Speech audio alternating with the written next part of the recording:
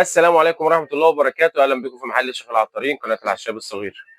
النهارده هنعمل تاني خلطة. أنا عارف إن أنا اتأخرت عليكم، بس إن شاء الله تعالى في خلال الأيام الجاية هيبقى في 3 4 خلطات كل يوم كده إن شاء الله.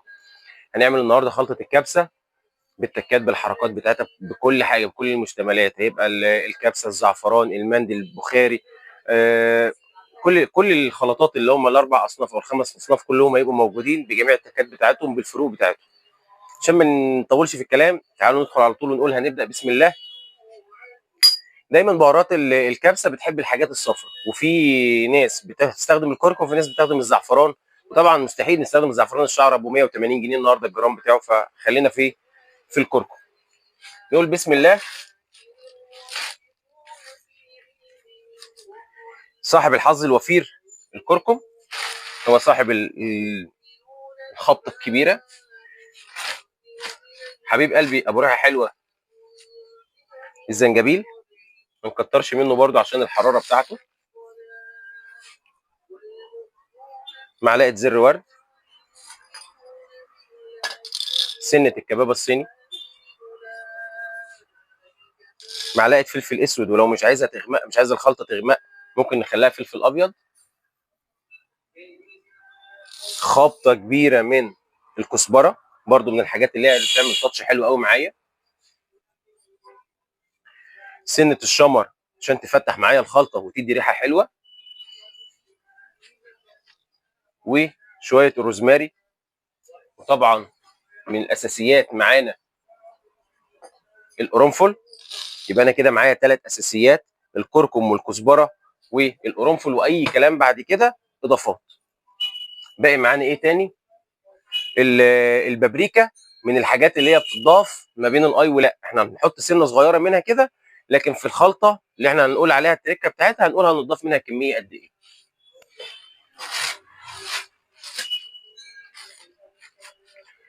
ادى سنه البابريكا، وكده يبقى انا خلصت الاساسيات اللي هي موجوده معايا. هيبقى باقي معايا حاجات بسيطه زي البصل والثوم الشرايح، ما بنحطش بودر، وهنحطهم واحنا بنطحن. تعالوا بقى نطحن ونشوف هيبقى الشكل عامل ازاي. معايا برضو قبل ما انسى الورقتين اللوري الجمال، وثلاث 4 ليمونات اللومي. ممكن نستغنى عنهم في الخلطه هنا ونحطهم في الحصى وناخد الريحه بتاعتهم. تعالوا بقى نطحن ونشوف هيبقى شكلها عامل ازاي. ورجعنا تاني بقى عشان نطحن. تعالوا نحط بس النواقص: البصل الشرايح شويه صغيرين كده حلوين، الثوم الشرايح، كل ده بيدي معاه تيست حلو جدا. وما نستغناش عن شداد القوى، خلنجان. الخلنجان من الحاجات اللي هي جميله بتستخدم في الكبسه. في ناس ما بت يعني ايه ما بتاخدش بالها من الحاجات دي. الكبسه برضو مهما كانت حط فيها ضان، تحط فيها فراخ، تحط فيها اي حاجه، كده كده في الاول وفي الاخر هيبقى فيها لحمه، هيبقى فيها زفاره. فبالتالي اذا ما حطيناش حاجه تشد الزفاره دي، يبقى انت ما هتلاقي الرز ريحته مش لذيذه. اللي يدي معايا التيست العالي والريحه الحلوه دي القرنفل وشويه القرفه والخلنجان، الحاجات اللي هي بتشد الزفاره زي ما قلنا في بهارات الكفته قبل كده. تعالوا نطحنها بقى ونشوف شكلها يبقى عامل ازاي ونشوف ريحتها. محدش يقلب الفيديو، انتظروا ال3 تكات ان شاء الله او ال4 تكات في اخر الفيديو، نطحن بس ونشوف شكلهم هيبقى عامل ازاي. بسم الله.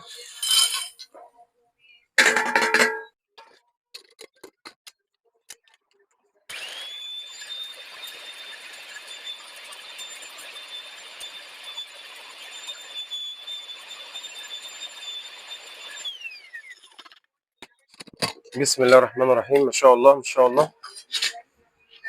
الله الله على الريحه، الله على الريحه بجد. يعني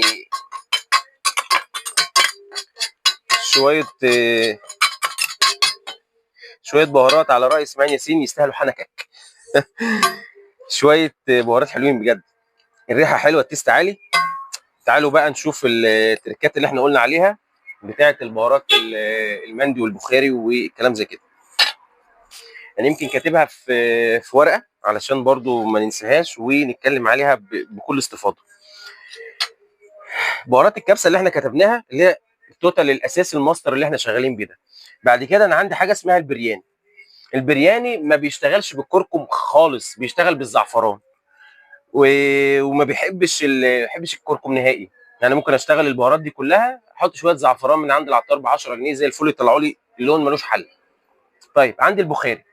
البخاري ما بيحبش برضو الكركم، بيشتغل بالزعفران بس بيحط زبيب وجزر مع الرز اللي احنا بنشوفه في المطاعم اللي هي بتاعه الشرق، بتاعه شرق اوروبا، اللي هي بتاعه اوزبكستان وباكستان وكازاخستان والناس اللي هي الغريبه دي شويه.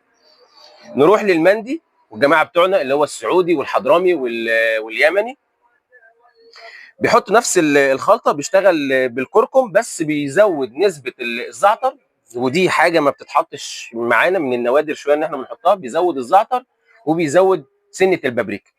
يبقى انا كده عرفت الاربع خلطات معايا، اللي هو رز الكبسه العادي والبرياني والبخاري والمندي. انا كده عملت الاربع خلطات، مفيش اي فروق. في تركه بس بسيطه، الناس اللي هي بتستخدم الحصى. الحصى يا جدعان مش بيتحط من باب ان انا بحطه كده في الرز وخلاص، لا، الحصى لازم يتقدح، لازم اطلع الريحه اللي جوه، اطلع الماده العطريه اللي جوه، اذا كان اللومي ولا ورق اللوري ولا القرنفل ولا القرفه. دول انا بجيب معلقه سمنه صغيره واحطها في الحله، اقدحها واحط البهارات الحصى واقلبها وانزل الرز حصى واقلب الدنيا دي كلها في بعضها، وبعد كده انزل العقد بتاع الميه، كده يديني ريحه وطعم ملوش حل. اشوفكم على خير في فيديو جديد من محل الشيخ العطاره، محل الشيخ العطارين، قناه العشاب الصغير. المكان بتاعنا جمصه، منطقه المروه، اول شارع البريد. لو حد محتاج مننا اي حاجه نقدر نوصلها له، حد محتاج معلومه نقدر نقولها له، ولو في حد محتاج اي بهار او حاجه محتاجه معينه يقدر يتواصل معنا في الكومنتات. نشوفكم على خير في فيديو جديد، والسلام عليكم ورحمه الله وبركاته.